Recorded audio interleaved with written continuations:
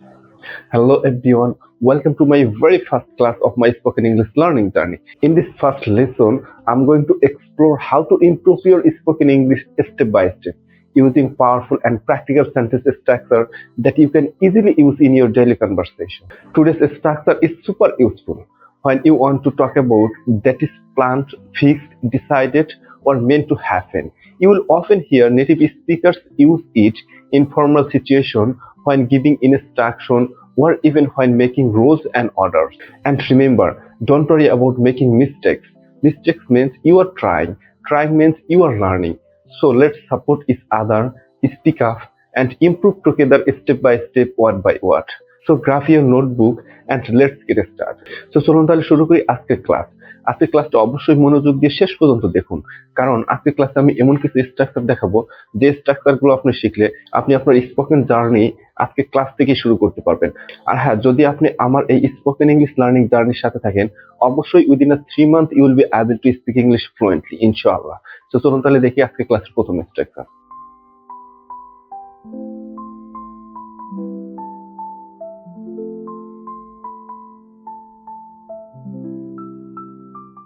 তাহলে এই হচ্ছে আমাদের আজকের ক্লাসের প্রথম স্ট্রাকচার। চলুন আগে আমরা স্ট্রাকচারটা এবং কোন সিচুয়েশনে আমরা এই স্ট্রাকচার ইউজ করবো সেটা বুঝে নিই। দেখেন, আমাদের স্ট্রাকচারটা হচ্ছে কি এম ইজ আর টু, অর্থাৎ তে হয়, কোনো কিছু করতে হয়, এরকম ধরনের সিচুয়েশনে আমরা এই স্ট্রাকচার ইউজ করবো। যদি আমরা সিচুয়েশনটা বুঝি, সামথিং ইজ রেডি প্ল্যান্ড। কি বলছি? সামথিং ইজ রেডি প্ল্যান্ড, কোনো কিছু আগে থেকেই পরিকল্পিত আছে, এরকম ধরনের সিচুয়েশনে বা এরকম ধরনের কথা আমরা এই স্ট্রাকচারের মাধ্যমে ইংলিশে কনভার্ট করে কনভারসেশন করবো। চলুন আমরা স্ট্রাকচারটা বুঝে নিই। দেখেন, subject plus am is are to plus PB first plus dot dot. দেখেন, এখানে ডট ডটের জায়গায় হচ্ছে কি, বাক্যটা সম্পূর্ণ করতে এখানে যতটুকু প্রয়োজন ততটুকু এইখানে বসবে। কারণ আমরা প্রথমে দেখবো ছোট ছোট বাক্য কিভাবে তৈরি করতে হয়, বাট আমরা যখন অ্যাডভান্স লেভেলে যাব তখন আমরা এই সেন্টেন্সকে কিভাবে বড় করব এই স্ট্রাকচারের মাধ্যমে এইখানে অন্য কোনো ক্লোজ বসিয়ে। চলুন তাহলে আমরা কিছু রিয়েল লাইফ এক্সাম্পল দেখি, যে এক্সাম্পল দেখলে বুঝতে পারবো যে আমরা এই সিচুয়েশনে এই স্ট্রাকচারের মাধ্যমে আমরা আমাদের রিয়েল লাইফে কনভারসেশন করবো, সেন্টেন্স তৈরি করি। তাহলে হচ্ছে আমাদের আজকের ক্লাসের প্রথম স্ট্রাকচার, প্রথম এক্সাম্পল। দেখেন, I am to go to office, আমাকে অফিসে যেতে হয়। একটু কেয়ারফুলি বোঝেন, আমাদের সিচুয়েশনটা হচ্ছে কি, কোনো কিছু আগে থেকে পরিকল্পিত আছে, এরকম ধরনের কথা আমরা এই স্ট্রাকচারের মাধ্যমে ইংলিশে কনভার্ট করে কনভারসেশন করব। তাহলে এক্সাম্পলটা হচ্ছে কি, I am to go to office, আমাকে অফিসে যেতে হয়। তারপরের এক্সাম্পলটা যদি আমরা দেখি,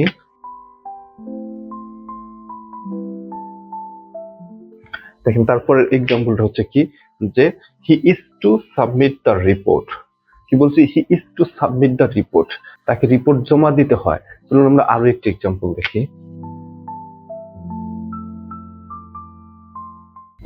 দেখেন তারপরের এক্সাম্পলটা হচ্ছে কি, যদি আমরা একটু সহজভাবে বুঝি, we are to attend the meeting.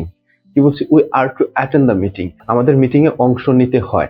দেখেন, এই সিচুয়েশনে আমরা কিভাবে কনভারসেশন করব, এখন কিন্তু আমরা বুঝতে পারছি যে এই স্ট্রাকচারের মাধ্যমে কিভাবে সেন্টেন্স তৈরি করে আমরা আমাদের রিয়েল লাইফে কনভারসেশন করব। আমাদের সিচুয়েশনটা হচ্ছে কি, সামথিং ইজ রেডি প্ল্যান্ড, কোনো কিছুই আগে থেকে পরিকল্পিত আছে, এরকম ধরনের সিচুয়েশনে আসলে আমরা এই স্ট্রাকচারের মাধ্যমে সেন্টেন্স তৈরি করে কনভারসেশন করব। আশা করি আপনারা এখন এক নম্বর স্ট্রাকচারটা ভালোভাবে বুঝতে পারছেন। সো এই স্ট্রাকচার যদি আপনারা ভালোভাবে বুঝে থাকেন, দেখেন এই স্ট্রাকচার দিয়ে আমি জাস্ট আপনাকে তিনটা রিয়েল এক্সাম্পল দিয়ে বুঝিয়েছি যে কিভাবে সেন্টেন্স তৈরি করে প্র্যাকটিস করতে হয়। বাট এখন কিন্তু আপনি এই স্ট্রাকচার দিয়ে হাজার হাজার সেন্টেন্স তৈরি করতে পারবেন এবং আপনি আপনার রিয়েল লাইফে কনভারসেশন করতে পারবেন। সো আপনার কাছে হচ্ছে এই স্ট্রাকচার দিয়ে 10 থেকে 15টা করে সেন্টেন্স তৈরি করে আপনাকে প্র্যাকটিস করতে হবে। তো চলুন এখন আমরা দেখবো 2 নম্বর স্ট্রাকচার।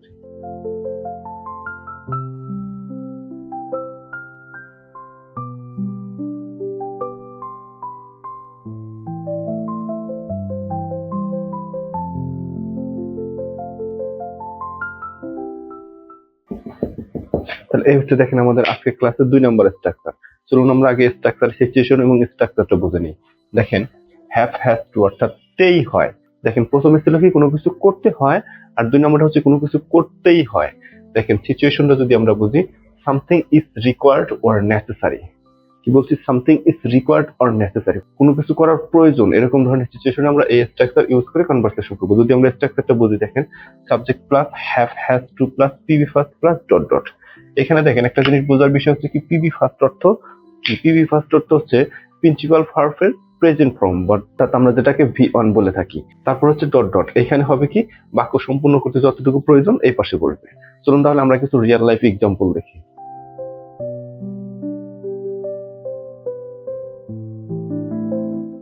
তাহলে এই হচ্ছে আমাদের আজকের ক্লাসের 2 নম্বর স্ট্রাকচারের প্রথম এক্সাম্পল। চলুন আমরা স্ট্রাকচার অনুযায়ী কিভাবে সেন্টেন্স গঠন হয় বুঝে নিই। দেখেন, I have to wake up early every day. কি বলছি? I have to wake up early every day. আমাকে প্রতিদিন সকালে উঠতেই হয়। দেখেন, সিচুয়েশন অনুযায়ী কিভাবে সেন্টেন্স গঠন হয়েছে। এখানে দেখেন, সাবজেক্ট হ্যাভ টু থেকে যে কোনো একটা, যেহেতু সাবজেক্ট হচ্ছে সিঙ্গুলার তার মানে হ্যাভ টু বসবে। তারপরে দেখেন ওয়েক আপ মানে মূল ভার্বের প্রেজেন্ট ফর্ম বসছে এখানে। তারপরে দেখেন এই ডট ডটের জায়গায় যতটুকু দরকার ততটুকু বসছে যে বাক্যটাকে সম্পূর্ণ করতে।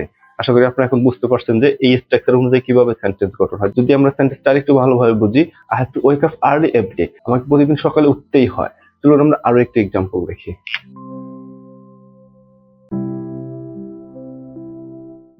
দেখেন, তারপরের এক্সাম্পলটা হচ্ছে কি, যদি আমরা একটু সহজভাবে বুঝি, she has to finish her homework before dinner. কি বলছি? She has to finish her homework before dinner, তার রাতের খাবারের আগে হোমওয়ার্ক শেষ করতেই হয়। বুঝতে পারতেছেন এখন কিভাবে সেন্টেন্স গঠন হচ্ছে? চলুন আমরা আরো একটি এক্সাম্পল দেখি।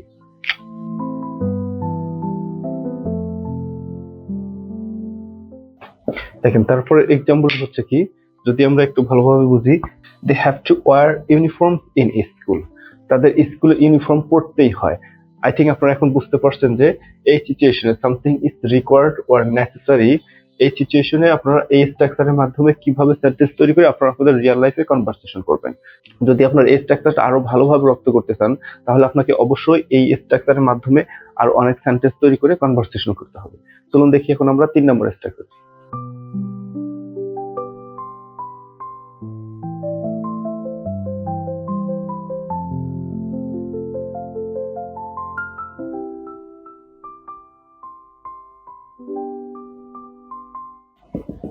তাহলে দেখেন, এই হচ্ছে আমাদের আজকের ক্লাসের 3 নম্বর স্ট্রাকচার।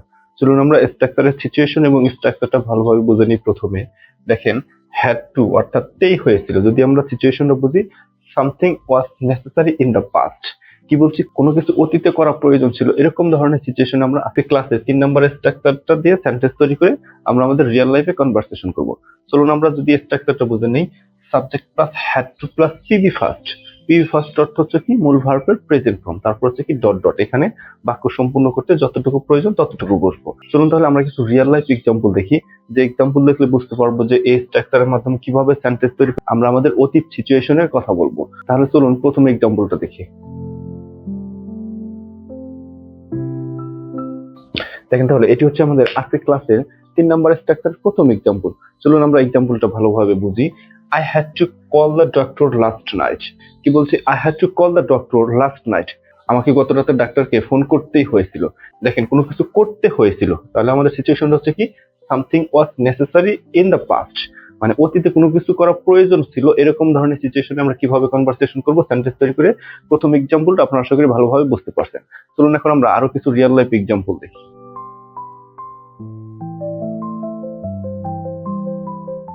তাহলে এই হচ্ছে আমাদের আজকের ক্লাসের 3 নম্বর স্ট্রাকচারের 2 নম্বর এক্সাম্পল। যদি আমরা একটু সহজভাবে বুঝি, she had to cancel the trip because of rain.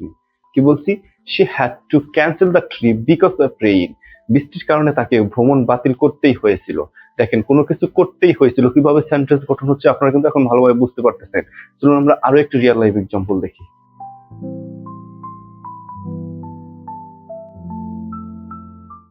তাহলে এই হচ্ছে আমাদের আজকের ক্লাসে 3 নম্বর স্ট্রাকচারের 3 নম্বর এক্সাম্পল। চলুন আমরা একটু সহজভাবে বুঝি। They had to wait for an hour at the station. কি বলছি? একটু মনোযোগ সহকারে বোঝেন। They had to wait for an hour at the station, তাদের স্টেশনে 1 ঘন্টা অপেক্ষা করতে হয়েছিল। দেখেন, কোনো কিছু করতে হয়েছিল, এরকম সিচুয়েশনে আপনারা কিভাবে এখন কনভারসেশন করবে আই থিঙ্ক আপনারা ক্লিয়ারলি বুঝতে পারছেন। তো এই ছিল তাহলে আজকের ক্লাসে আমাদের 3টি স্ট্রাকচার। আশা করি আপনারা খুব ভালোভাবে বুঝতে পারছেন। যদি বুঝে থাকেন তাহলে আপনাদের কাজ হচ্ছে এই 3টি স্ট্রাকচার দিয়ে কমপক্ষে 10 থেকে 15টা রিয়েল লাইফ সেন্টেন্স তৈরি করে আপনারা বারবার প্র্যাকটিস করবেন। তাহলে আপনারা যত বেশি প্র্যাকটিস করবেন তত তাড়াতাড়ি আপনাদের ইংলিশে কথা বলা সহজ হয়ে যাবে। Thanks for joining me in the very first class of my spoken English learning journey. Today we learned about the importance of starting with simple, powerful sentences structure and how they can help you speak English more naturally and confidently. Remember, learning English is not about memorizing hundreds of rules at all. It's about practicing the right structures again and again until they become second nature. Your next step is to review today's lesson and try to create at least 5 sentences using what you learned. The more you practice, the more confident you will feel. In my next class, I'll move forward with another useful structure that you can start using immediately in your daily conversation. If you found today's lesson helpful, don't forget to subscribe to the channel, like this video and share it with your friends who also want to improve their spoken English. Let's grow together step by step. See you in the next class. Until then, keep practicing and keep believing in yourself.